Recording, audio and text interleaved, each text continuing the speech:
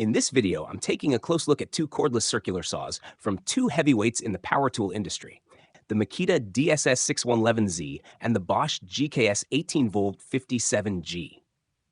Both of these saws are built around 18-volt platforms. Both use brushed motors, and both are designed for cordless mobility and versatility in the workshop or on site. But while they seem to sit in the same category, there are some clear differences in how they're built, how they feel in the hand, and who they might actually suit best. This is a hands-on, side-by-side comparison, not based on cutting performance today, but on what you get out of the box, how these saws are engineered, and the kind of user experience they seem to promise from day one. Let's start with the Makita DSS611Z. This model has been around for quite a while, released back in 2012, and it's been a staple of the Makita cordless lineup ever since. At first glance, the saw looks very compact. It's lean, lightweight, and feels like a tool designed with portability and speed in mind. The total weight with battery installed lands between 2.9 to 3.2 kilograms, depending on which battery pack you use. That's on the lighter end for a 165mm circular saw, and that lightness is very noticeable when you lift it. It feels agile, easy to maneuver, and ideal for overhead cuts or working on awkward angles. Now, compare that to the Bosch GKS 18V-57G, which is significantly newer and clearly aimed at more demanding work. This one weighs about 4.1 kilograms with battery, so almost a full kilo more than the Makita, and you feel that weight immediately. The Bosch feels chunkier, more robust, more industrial in construction. It has thicker plastic housing, a more solid base plate, and slightly more aggressive styling. It's the kind of tool you'd expect to see on a renovation site, maybe with a vacuum hose plugged into the dust port, cutting up sheets of ply or OSB all day long. In terms of motor speed, the Makita comes in at 3,700 RPM, while the Bosch runs at 3,400 RPM. On paper, that gives Makita the slight edge in blade speed, but both are clearly tuned for general-purpose woodcutting, not ultra-fine work or high-speed ripping. It's worth noting that both use brushed motors, which keeps the cost down but limits long-term efficiency and power compared to brushless models. Still, for occasional use or light to medium workloads, brushed motors can get the job done, especially with sharp blades and quality batteries. Blade size on both saws is 165mm with a 20mm arbor, which is fairly standard in this category. Both accept common replacement blades and can be outfitted with thin kerf blades or specialty wood blades depending on the application.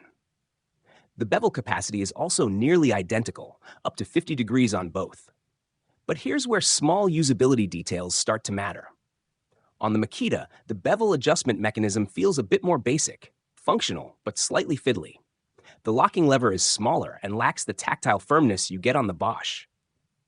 The Bosch, by contrast, has a thicker bevel lever, easy-to-read markings, and a satisfying lock-in when you set your angle. It's these small things that start to add up when you're using the saw day after day. Let's talk about adjustability and markings. Bosch clearly wins when it comes to clarity.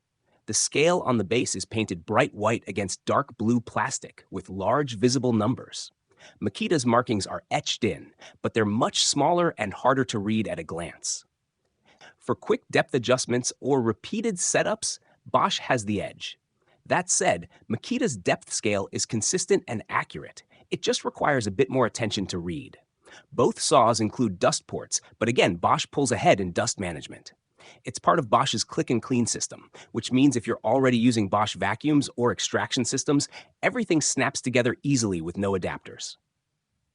Makita's port works, but it's smaller and feels more like an afterthought. If you plan on cutting indoors or doing finer trim work where dust matters, Bosch definitely gives you better control in this department.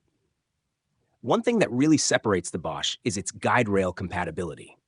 The GKS 18V-57G works with Bosch's FSN guide rails, giving you an option for dead straight cuts over long distances. This is a huge feature for cabinet makers, floor installers, or anyone doing sheet work. The Makita DSS611Z, unfortunately, doesn't have rail compatibility built in. Makita does offer rail-compatible saws, but not in this exact model. That's something to consider if precision is high on your list. Ergonomically, both saws feel great, but in different ways. The Makita DSS611Z has a more compact form factor. The handle is narrower, and the tool feels like a natural extension of your arm. It's especially nice when working above shoulder level or when needing to cut something quickly while holding it in place. There's a minimalist efficiency in the way Makita designed this saw. The front grip is functional, and the trigger action is smooth and predictable. Nothing flashy, just a very controlled, lightweight tool. The Bosch, meanwhile, feels more planted. The grip is larger, the trigger has more resistance, and the saw feels like it wants to stay flat and deliberate in your hands. You get the sense it's built to go through denser materials with more control, and the added weight helps keep the blade on track during longer rips. The front auxiliary handle is also more pronounced on the Bosch, which helps when making long, steady cuts across big panels.